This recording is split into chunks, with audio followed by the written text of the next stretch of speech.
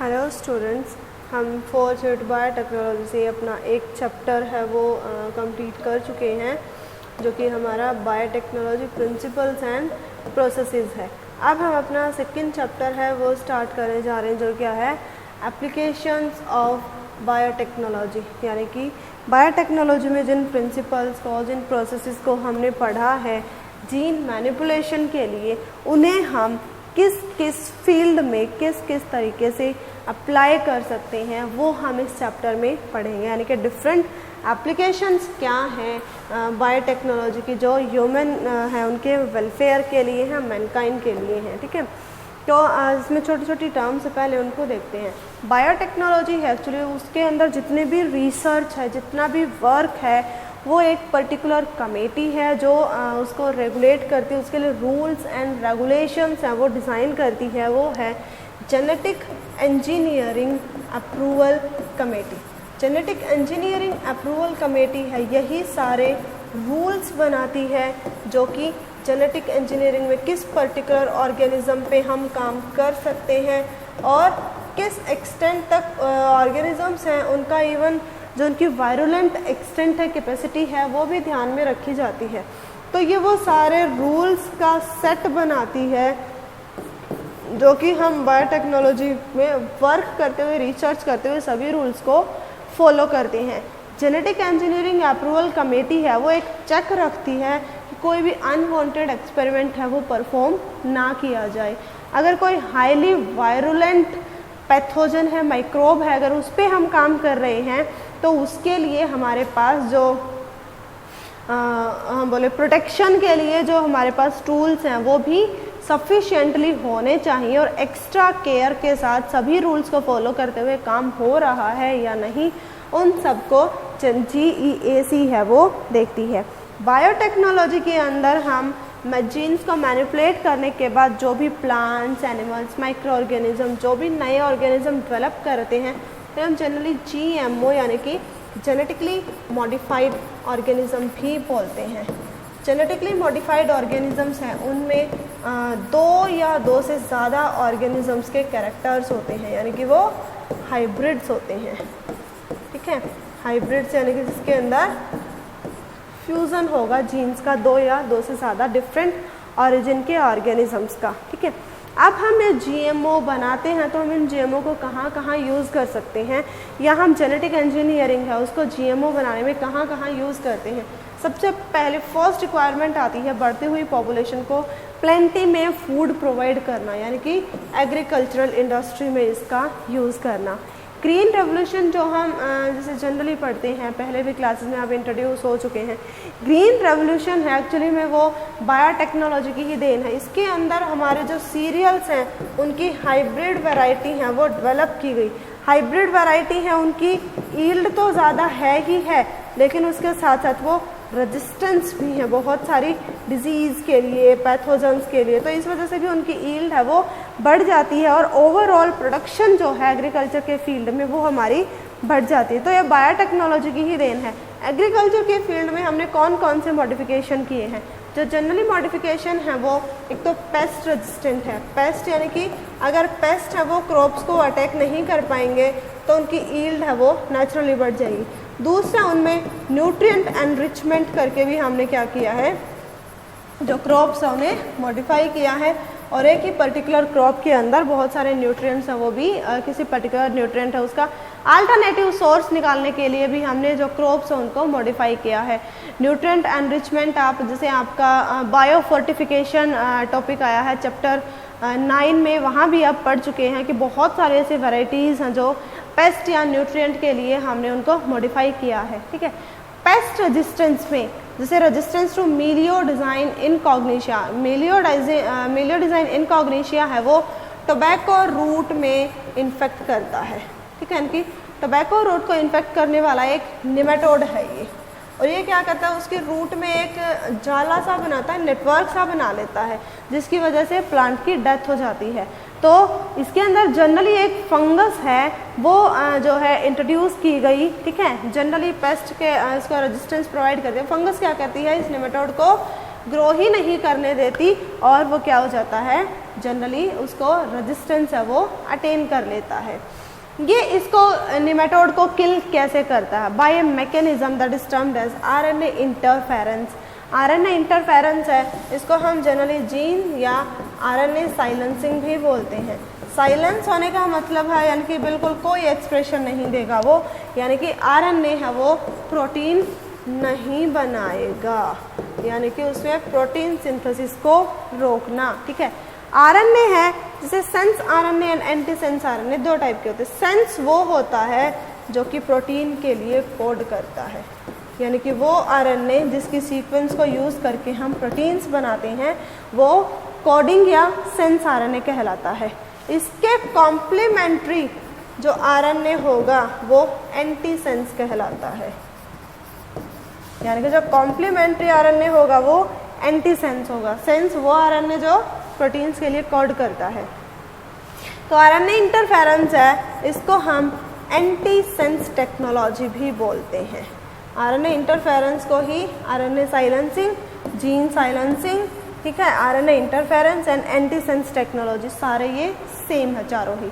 अब इसमें क्या होता है कि जो आरएनए है फंक्शनल होता है सिंगल स्ट्रैंड में, ठीक है, यानी कि अगर आरएनए है वो डबल स्ट्रैंड हो जाए तो क्या होगा, वो नॉन फंक्शनल हो जाएगा। तो इसमें क्या सिंगल स्ट्रैंडेड आरएनए है उसको डबल स्ट्रैंडेड बना देते हैं, यानी कि जो सेंस आरएनए है, सपोज ये हमारा सेंस आरएनए है तो इसके कॉम्प्लीमेंट्री एंटी सेंस आरएनए है वो सिंथेसाइज हो जाता है और ये क्या हो जाता है, निमेटोड है। निमेटोड के सेंस आरएनए के अगेंस्ट होता है, यानी कि जो निमेटोड है उसका आरएनए डबल स्ट्रैंड हो जाता है, ठीक है, और ये डबल स्ट्रैंडेड आरएनए है वो क्या होता है, नॉन फंक्शनल होता है। डबल स्ट्रैंडेड आरएनए बन गया यानी कि नॉन फंक्शनल आरएनए बन गया तो क्या होगा, उसके प्रोटीन सिंथेसिस नहीं हो पाएगा। इसका इफेक्ट क्या होगा, प्रोटीन सिंथेसिस यानी कि ट्रांसलेशन है वो रुक गई है। No protein and no nematode, यानी कि निमेटोड का प्रोटीन ही नहीं बनेगा तो वो अपने किसी भी फंक्शन को रेगुलेट ही नहीं कर पाएगा और अल्टीमेटली निमेटोड की डेथ हो जाती है। ठीक है, एक और हमने पैथोजेंस है उनके लिए रेजिस्टेंस जनरेट किया है जिनको हम जनरली बीटी क्रॉप्स भी बोलते हैं। जैसे आप अभी सीजन में कपास उगाई है जिसको आपने बीटी नरमा देखा भी होगा, बोल गार्ड, उसके ग्रीन कलर के पैकेट्स आते हैं उन पे लिखा भी मिलता है बोल गार्ड्स है या बीटी नरमा है। ठीक है, वो क्या है, एक माइक्रो ऑर्गेनिज्म है, बैक्टीरिया, बैसिलस थोरिनजेनेसिस। बैसिलस थोरिनजेनेसिस है ये, इसमें क्राई जीन होता है जो कि क्राई प्रोटीन को सिंथेसाइज करता है। ये जो क्राई जीन जो क्राई प्रोटीन के लिए रिस्पॉन्सिबल है, तो ये क्राई प्रोटीन क्या होता है, टॉक्सिक होता है, पॉइजनस होता है, लीथल होता है, ठीक है, इनकी डेथ कॉजिंग होता है और एक क्रिस्टलीन प्रोटीन होता है। इसको हम ये क्राई प्रोटीन जो है ये शैशे में भी अवेलेबल होता है जिसको हम पानी में डिसॉल्व करके इजीली क्रॉप जोन पे स्प्रे भी कर सकते हैं। बट जेनेटिक इंजीनियरिंग की हेल्प से ये क्राई प्रोटीन या जीन है वो इनकॉर्पोरेट कर दिया है क्रॉप्स के सीड्स में ही। ठीक है, यानी कि ये जीन सीड्स में ही इनकॉर्पोरेट कर दिया है, जिससे क्या होता है कि जैसे जैसे प्लांट्स की सेल्स अपने लिए नेसेसरी प्रोटीन्स बनाती हैं वैसे ही क्राई जीन से ये क्राई प्रोटीन भी अपने आप ही बन जाता है। तो ये क्राई जीन है जनरली जो most popularly used BT crops हैं उनमें कॉटन एंड कॉर्न की आती हैं। कॉटन में cry 1AC and cry 2AB gene हैं जो कि कॉटन बॉल वॉर्म से जो रेजिस्टेंस प्रोवाइड करते हैं। क्राई 1AB है वो कॉर्न स्टेम बोरर से रेजिस्टेंस प्रोवाइड करता है, इनकी स्टेम को बोर नहीं कर पाता। ये एक्ट कैसे करता है, जैसे ये जनरली जो कैटरपिलर स्टेज है किसी भी पैथोजन की, इंसेक्ट पैथोजन के लिए स्पेसिफिक है ये, तो उनकी जो कैटरपिलर स्टेज है उसे किल कर देता है। अब ये कैटरपिलर स्टेज को कैसे किल करता है, जैसे ही कैटरपिलर इंसेक्ट एग ले करेगा क्रॉप्स पे, कैटरपिलर बनेगा, उससे लार्वा है, लार्वा कैटरपिलर में रिजल्ट होगा।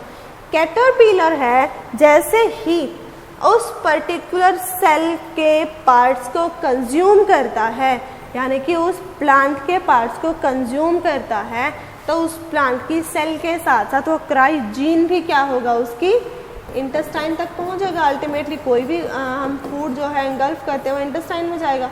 इंटेस्टाइन में जाते ही ये क्राई प्रोटीन है वो एक्टिव हो जाता है, और एक्टिव हो के क्या करता है, उसके इंटेस्टाइन को पोरस बना देता है और उसके वेस्कुलर टिश्यू के साथ पूरी बॉडी में सर्कुलेट हो जाता है और उसकी पूरी बॉडी को ही पोरस कर देता है, और अल्टीमेटली कैटरपिलर है उसकी डेथ हो जाती है।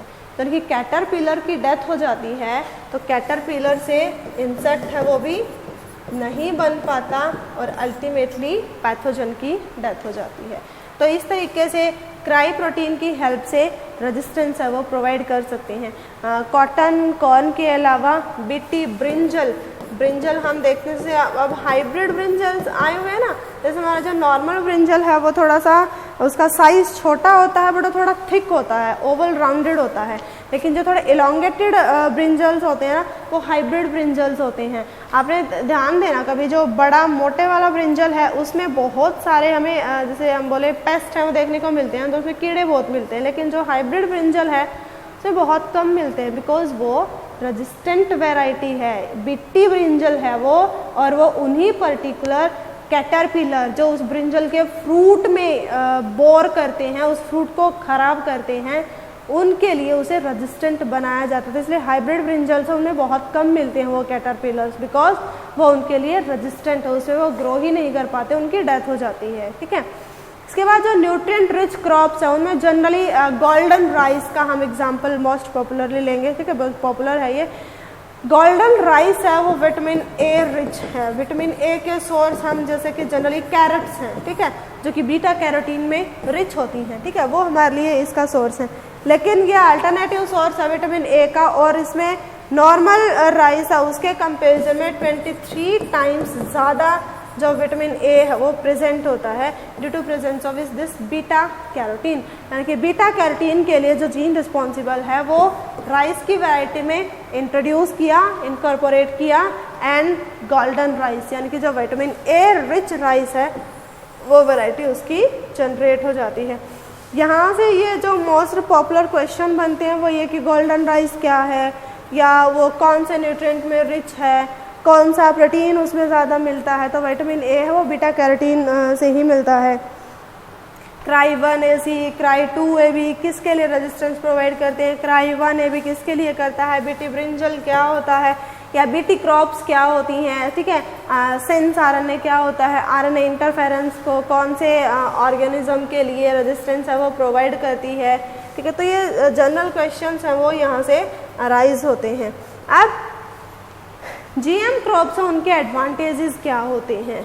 एक तो हमें उनकी ज़्यादा यील्ड मिलती है, ठीक है, कम टाइम में हमें उनकी ज़्यादा यील्ड मिल जाती है। ठीक है, रेजिस्टेंट होती हैं यानी कि पैथोजेंस हैं उनके लिए उनके पास नेचुरल रेजिस्टेंस होता है, तो ये इंसेक्टिसाइड्स हैं, पेस्टिसाइड्स हैं, उनके यूज़ को कम करती हैं। ठीक है, अगर हम इंसेक्ट्स या पेस्ट हैं उनको ऐसे ही किल कर सकते हैं, ठीक है, तो इनके यूज़ को ये रिड्यूस करती हैं। ठीक है, अब डिसएडवांटेजेस क्या होते हैं, जीएम क्रॉप्स हैं उनके डिसएडवांटेज में एक तो ये एलर्जन हो सकती हैं, कुछ एक केसेस में ये एलर्जी कॉज कर सकती हैं। ठीक है, इसके अलावा जीएम क्रॉप्स हैं उसके अंदर हम जैसे जनरली जैसे बीटी क्रॉप्स हैं उनमें हम बीटी टॉक्सिन है वो यूज़ करते हैं, लेकिन वो बीटी टॉक्सिन हमारे लिए लेथल नहीं होता, हमारे लिए हार्मफुल नहीं होता, बट कुछ एक केसेस ऐसे हैं जहां हम ये पर्टिकुलर पैथोजेंस के लिए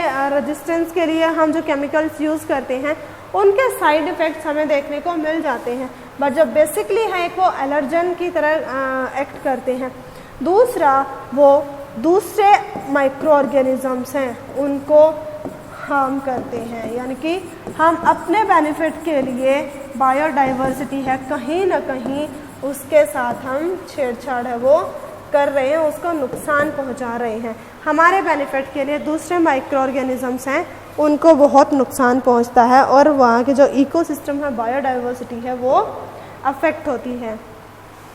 फिर इसके बाद बायोटेक्नोलॉजी है उसको हम एग्रीकल्चर के साथ साथ मेडिसिन की फील्ड है उसे भी काफ़ी यूज़ करते हैं, बिकॉज फूड के बाद जैसे मेडिसिन हैं, हम जो अपनी हेल्थ के लिए जनरली इसको जो है हेल्थ मेंटेन रखने के लिए, डिजीज़ है उनसे रेजिस्टेंस जनरेट करने के लिए हम ये मेडिसिन है वो डिस्कवर करते हैं, ठीक है। अब कुछ एक ऐसे डेफिशिएंसी हैं, डिसऑर्डर्स हैं जिनको बायोटेक्नोलॉजी की हेल्प से ट्रीट किया जा सकता है। इसमें जैसे कि डायबिटीज़ है। डायबिटीज़ में क्या होता है कि बॉडी है वो या तो इंसुलिन बनाती नहीं है या वो फंक्शनल नहीं होता है, ठीक है। तो इंसुलिन जहाँ फंक्शनल नहीं होता है, इंसुलिन बनता नहीं है, वह आर्टिफिशियली इंसुलिन है वो इंट्रोड्यूस किया जाता है। ये इंसुलिन है वो जनरली जैसे स्लॉटर कैटल्स हैं या पिग्स हैं उनसे हार्वेस्ट किया जाता है, ठीक है। और उस इंसुलिन को मॉडिफाई करने के बाद जो मैच्योर इंसुलिन की तरह वैक्सीन्स के थ्रू, इंजेक्शंस के थ्रू इंट्रोड्यूस किया जाता है। ये इंसुलिन एक्चुअली होता क्या है, 51 अमीनो एसिड्स का एक पॉलीपेप्टाइड चेन होती है जिसमें 2 चेन होती हैं, A and B chain. A chain में 21 अमीनो एसिड्स होते हैं, बी चेन में 30 अमीनो एसिड होते हैं। इमैच्योर इंसुलिन में सपोज ये ए चेन है, इनके बीच में सी लिंकर होता है, ठीक है। जैसे ही मैच्योर होता है ये सी लिंकर हट जाता है और डाइसल्फाइड बॉन्ड से ए एंड बी चेन है वो आपस में जुड़ जाती हैं। सपोज ये ए चेन है, ठीक है, और ये बी चेन है, तो इन दोनों के बीच में सी लिंकर है वो प्रेजेंट होता है, ठीक है। ये सी लिंकर है। जैसे इंसुलिन मैच्योर होता है ये ए चेन है वो हट जो ये सी चेन है वो हट जाती है और हमारे पास सिर्फ और सिर्फ ए और बी चेन है वो बच जाती है। यानी कि सी रिमूव होने के बाद अब सिर्फ ये ए चेन बी चेन बच जाते हैं जो डाइसल्फाइड बॉन्ड की हेल्प से आपस में जुड़ जाती हैं। तो ये पिग्स और उनसे जब रिसीव करते हैं ना तो उनमें ए एंड बी चेन्स है उनको सेपरेटली आइसोलेट किया जाता है और फिर उन ए एंड बी को डाइसल्फाइड बॉन्ड्स की हेल्प से लिंक करा के एक कंप्लीट इंसुलिन है वो बना दिया जाता है। यानी कि ए को बी से लिंक करके मैच्योर इंसुलिन जो हमारे पास वो आ जाता है और उस इंसुलिन को वैक्सीन या टैबलेट्स की फॉर्म में इंट्रोड्यूस कर दिया जाता है पेशेंट्स पे, जो कि डायबिटीज़ से कॉप करने में हेल्प करता है। वैक्सीन प्रोडक्शन, वैक्सीन क्या होते हैं? वैक्सीन जैसा कि हम 8th चैप्टर में भी पढ़ चुके हैं, वैक्सीन्स हैं वो माइक्रो ऑर्गेनिजम्स की ही जो फॉर्मुलेशन होती हैं, बट ये नॉन वायरुलेंट पैथोजेंस होते हैं। यानी कि जो पैथोजेंस हैं उनके हम नॉन वायरुलेंट फीचर्स हैं, सिर्फ उन्हीं को काउंट करते हैं। जो डिजीज़ कॉजिंग जीन्स हैं उन्हें या तो हम एलिमिनेट कर देते हैं या साइलेंट कर देते हैं। तो वैक्सीन्स में हम नॉन वायलेंट पैथोजेंस हैं उन्हीं को इंट्रोड्यूस करते हैं। तो जीन एडिशन है, जीन रिमूवल है, वो बायोटेक्नोलॉजी की हेल्प से ही तो पॉसिबल हो पाया है और बायोटेक्नोलॉजी को यूज़ करके ही हम डिफरेंट डिजीज़ हैं उनके लिए वैक्सीन्स है वो जो है डिज़ाइन कर चुके हैं। जैसे कि हम बात करें अगर जैसे टीबी के लिए है, ठीक है, या हम बात करें जैसे हेपेटाइटिस के लिए हिब वैक्सीन है, ठीक है। इसके अलावा हमारे पास जैसे जो MR है, मीजल्स एंड रूबेला के लिए है, ठीक है, BCG है जो कि टीबी के लिए होता है। डिफरेंट काइंड ऑफ वैक्सीन्स हमने इसी बिहाफ पे डिज़ाइन किए हैं जो बहुत सारे डिजीज़ के लिए हमें इम्यूनिटी है या रेजिस्टेंस है वो प्रोवाइड करते हैं। जीन थेरेपी ये एक नया कंसेप्ट है। फर्स्ट जीन थेरेपी है वो 1990 में ही जो है परफॉर्म की गई थी। 4 ईयर एक गर्ल है जो कि एक पर्टिकुलर डेफिशिएंसी से जो है अफेक्टेड थी, ADA डेफिशिएंसी, एडिनोसिन डी एमिनेज, ठीक है। एडिनोसिन डी एमिनेज है, एक्चुअली ये एडिनोसिन डी एमिनेज जो एंजाइम है वो उसके अंदर बन ही नहीं रहा था, यानी कि जो ADA जीन है वो उसका नॉन फंक्शनल था और ये है हमारे इम्यून सिस्टम है उसके फंक्शनल होने के लिए नेसेसरी है। ADA डेफिशिएंसी उसको SCID भी बोलते हैं, सीवियर कंबाइंड इम्यूनो डेफिशिएंसी, ठीक है। अब ये इम्यूनो डेफिशिएंसी किस वजह से होती है? ADA जीन के नॉन फंक्शनल होने की वजह से। अब ये जीन फंक्शनल नहीं होगा तो T लिम्फोसाइट्स एक्टिव नहीं होंगी, T लिम्फोसाइट्स एक्टिव नहीं होती तो B लिम्फोसाइट है बिना T लिम्फोसाइट के अपना काम कर ही नहीं पाती, तो वो किसी भी पैथोजन से फाइट नहीं कर पाती और उसकी इम्यूनिटी है बिल्कुल नल होती है। तो ये जीन्स हैं, ये जो फॉल्टी जीन है उसको रिप्लेस कर दिया गया हेल्दी जीन से।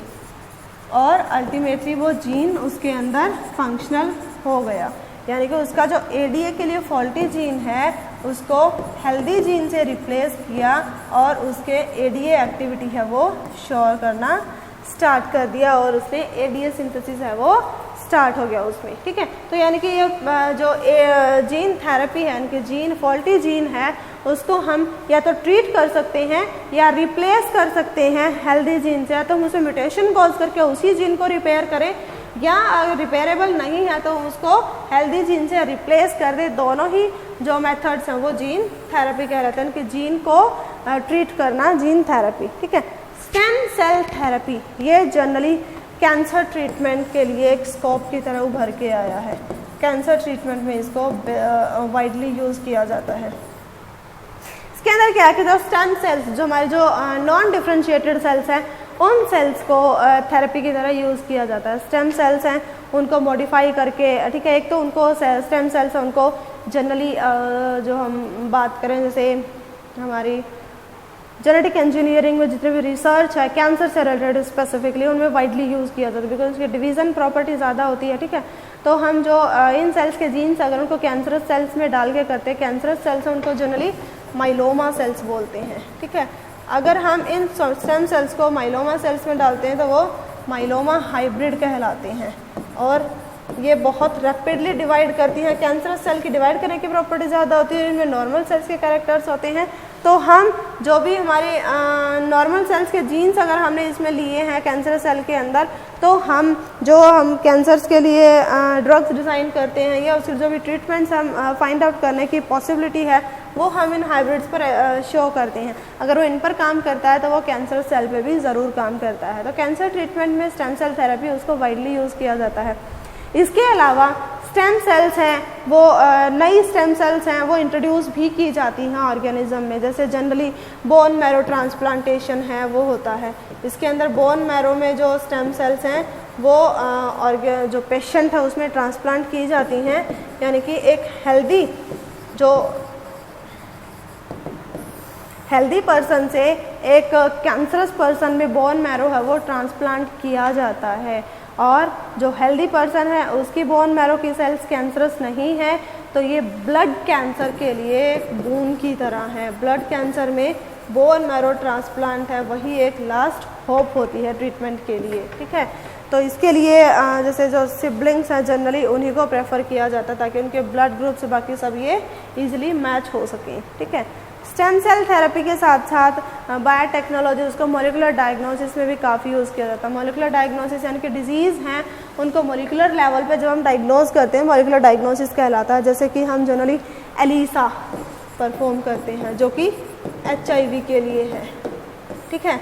एलिसा है वो भी इसी पर बेस्ड है, इसमें HIV वायरस है, उसका RNA जीनोम है, उसके लिए हमारे पास प्रोब्स डिज़ाइन होते हैं, ठीक है। जो HIV का RNA है उसके लिए प्रोब्स या हम बोले आर्टिफिशियल कॉम्प्लीमेंट्री स्ट्रैंड्स होते हैं, ठीक है। इसमें आर्टिफिशियल जो कॉम्प्लीमेंट्री स्ट्रैंड्स हैं, जैसे ही हम उस सैंपल को एलिसा किट के अंदर डालते हैं तो अगर वो HIV स्ट्रैंड जो हमने सैंपल डाला है उसमें से अगर कोई भी genome in artificial complementary strand जिन्हें हम जनरली प्रोब्स बोलते हैं, अगर इनके साथ बाइंड कर जाता है और हमें कोई भी फ्लोरेसेंस या सिग्नल मिलता है कि वो बाइंड कर गया है, तो हम यहाँ से आइडेंटिफाई करते हैं कि पर्सन है वो HIV पॉजिटिव है, ठीक है। अगर हमें एक लंबे टाइम के बाद भी कोई सिग्नल नहीं मिलता मीन्स उसमें HIV का वायरस नहीं है, बिकॉज ये कॉम्प्लीमेंट्री स्ट्रैंड जो हमने डिज़ाइन किए हैं वो सिर्फ और सिर्फ HIV के अगेंस्ट ही किए जाते हैं, ठीक है। तो अगर वो सैंपल से कहीं से भी बाइंड करता है तो वो HIV पॉजिटिव है, अगर हमें कोई सिग्नल नहीं मिलता तो पर्सन है वो HIV नेगेटिव है। ऐसे ही PCR है वो भी हम यूज़ करते हैं। PCR को हम डायग्नोसिस में कैसे यूज़ कर सकते हैं? जो प्राइमर्स हम PCR में यूज़ करते हैं ना, हमने लास्ट चैप्टर में भी किया था, वो प्राइमर्स हम सपोज हम HIV के लिए ही कर रहे हैं तो प्राइमर्स हम इस तरीके से डिज़ाइन करते हैं कि वो HIV के लिए कॉम्प्लीमेंट्री हो। तो प्राइमर्स वो तभी बाइंड करेंगे जब उसमें HIV का जीनोम होगा, अगर HIV का जीनोम नहीं होगा तो ये बाइंड नहीं करेगा और PCR है उससे हमें कोई भी एंड प्रोडक्ट नहीं मिलेगा, ठीक है। एंड अगर पीसीआर में हमें एंड प्रोडक्ट मिल जाता है, जीन एम्पलीफाई होकर मिल जाती है, तो मीन्स पर्सन का वो पर्टिकुलर इन्फेक्शन है, अदरवाइज वह इन्फेक्शन नहीं है। अकेला एचआईवी के केस में नहीं, पीसीआर बहुत सारे में किया जाता है। जैसे हम जनरली अब जो कोविड-19 आउटब्रेक है उसमें भी हम पीसीआर को यूज़ कर सकते हैं। फंगल इन्फेक्शन है उनमें बहुत वाइडली यूज़ किया जाता है। इवन अगर कोई माइन्यूट बैक्टीरियल इन्फेक्शन है, जैसे बहुत माइल्ड सिम्टम्स है ना, वहाँ हम पीसीआर को यूज़ कर सकते हैं, बिकॉज हमें एक तो बहुत बड़ा सैंपल मिल जाएगा, दूसरा अगर वो पीसीआर उसकी रन हुई है तो वो उससे इन्फेक्टेड है, अदरवाइज इन्फेक्टेड नहीं है। तो बायोटेक्नोलॉजी की हेल्प से ही पॉसिबल है एलिसा एंड पीसीआर दोनों ही।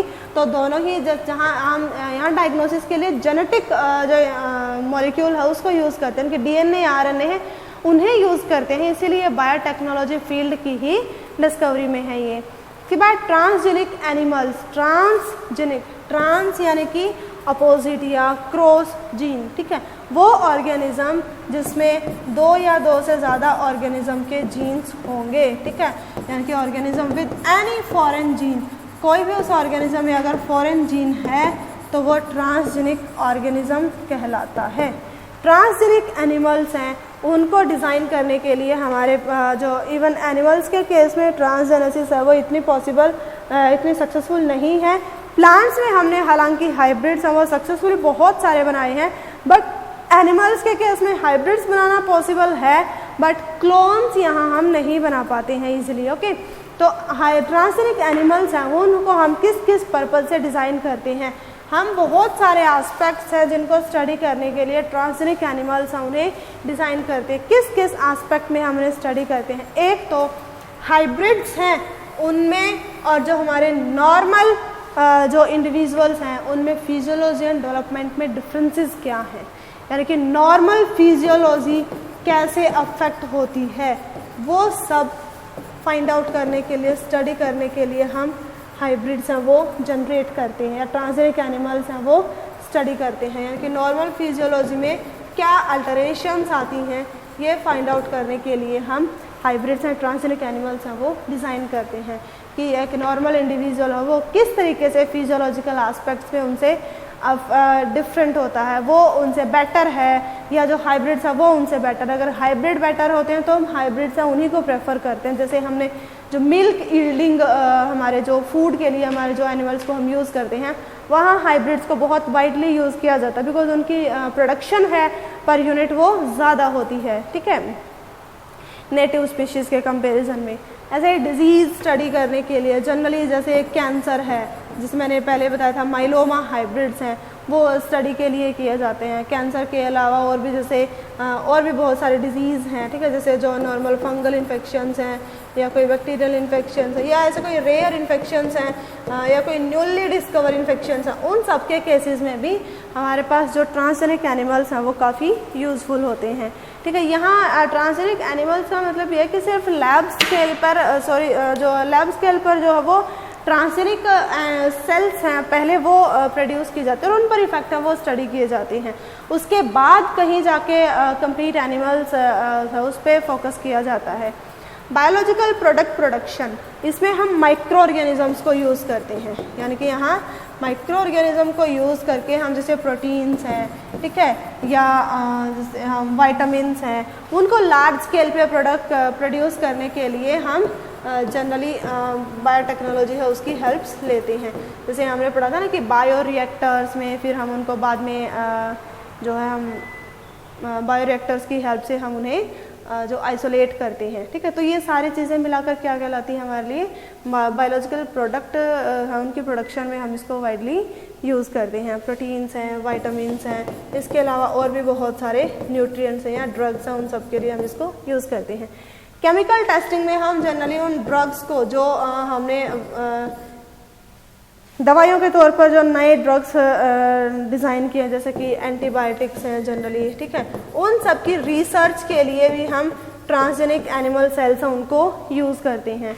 जो हम नए वैक्सीन हैं वो डिज़ाइन करते हैं, जैसे अब कोविड-19 के लिए वैक्सीन डिज़ाइन पर फोकस है अभी, ठीक है। तो वो वैक्सीन जैसे ही एक वैक्सीन डेवलप होती है तो एनिमल सेल्स पर उसको जो है उसके एक्शन जो है वो देखा जाता है। तो यहाँ जो हाइब्रिड एनिमल सेल्स हैं उनको वैक्सीन सेफ्टी की टेस्टिंग के लिए यूज़ किया जाता है। जनरली ये टेस्टिंग के लिए यूज़ किया, किसी भी इंडिविजुअल पर यूज़ करने से पहले उसको प्रेफर किया जाता है कि हम उसे किसी पर्टिकुलर हाइब्रिड सेल या एनिमल सेल है उसी पर उसे टेस्ट कर ले, ठीक है। तो इन सब की हेल्प से हम यहाँ जो है बायोटेक्नोलॉजी से यूज़ कर सकते हैं। बायोटेक्नोलॉजी है वो हमारे लिए बहुत हेल्पफुल है, एक बून की तरह है, लेकिन इसके साथ बहुत सारे ऐसे एथिकल सोशल इश्यूज भी जुड़े हुए हैं जो कि कहीं ना कहीं बायोटेक्नोलॉजी को उसके यूज़ पर एक क्वेश्चन मार्क है वो जनरेट करते हैं। तो इसके साथ कौन कौन से इश्यूज जुड़े हुए हैं? बायो एथिक्स, जैसे बायो एथिक्स है, इसमें एक पर्टिकुलर कम्युनिटी है, वो पर्टिकुलर रूल्स हैं वो डिज़ाइन करती है, ठीक है। यानी कि रूल्स एंड रेगुलेशन होते हैं सोसाइटी के। जैसे कुछ एक लोग जैसे बहुत ज़्यादा बायोडाइवर्सिटी के लिए जो बहुत ज़्यादा सेंसिटिव हैं, ठीक है, वो यहाँ इशू जनरेट कर सकते हैं बिकॉज हम जाने अनजाने माइक्रो ऑर्गेनिज्म या और ऑर्गेनिजम्स हैं उन्हें नुकसान पहुँचाते हैं। तो बायो एथिक्स है वो उन रूल्स से जो है कॉप अप करता है जो दूसरे ऑर्गेनिजम्स को मिनिमल हार्म के लिए फोकस्ड हैं, यानी कि दूसरे ऑर्गेनिजम्स को कोई नुकसान नहीं पहुंचना चाहिए, सिर्फ हमारे बेनिफिट के लिए, हम सिर्फ अपने फ़ायदे के लिए बाकी और ऑर्गेनिज्म को नुकसान नहीं पहुंचा सकते, और यही हमारी बायो एथिक्स है। बायो पायरेसी, पायरेसी होता है एक्चुअली चोरी करना, ठीक है, यानी कि स्टोलन, वो चीज़ जिसको कोई चुरा सकता है। बायो पायरेसी होता है किसी पर्टिकुलर कंट्री की या किसी पर्टिकुलर कॉन्टिनेंट की, स्पेस की, ठीक है, उसकी बायोडाइवर्सिटी को चुरा के अपनी की तरह जो है उसे रिप्रेजेंट करना, ठीक है। जैसे हम इंडियन हैं, हमारी इंडिया की बायोडाइवर्सिटी है काफ़ी रिच है, ठीक है। अब हम अपनी बायोडाइवर्सिटी उसके बारे में इतना अवेयर ही नहीं है।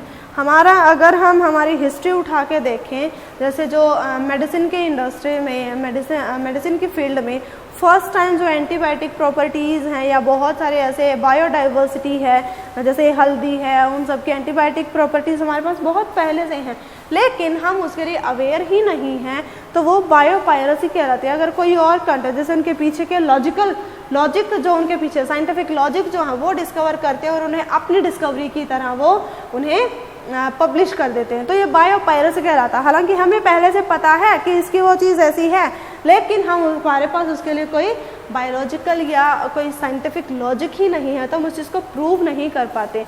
यानी कि अगर किसी दूसरी कंट्री की, किसी दूसरी जगह की बायोडाइवर्सिटी को स्टॉल करके अपने की तरह उसे रिप्रेजेंट करना, वो बायोपायरेसी कहलाता है। कि एक तरीके से बायोडाइवर्सिटी उसकी चोरी ही कहलाती है।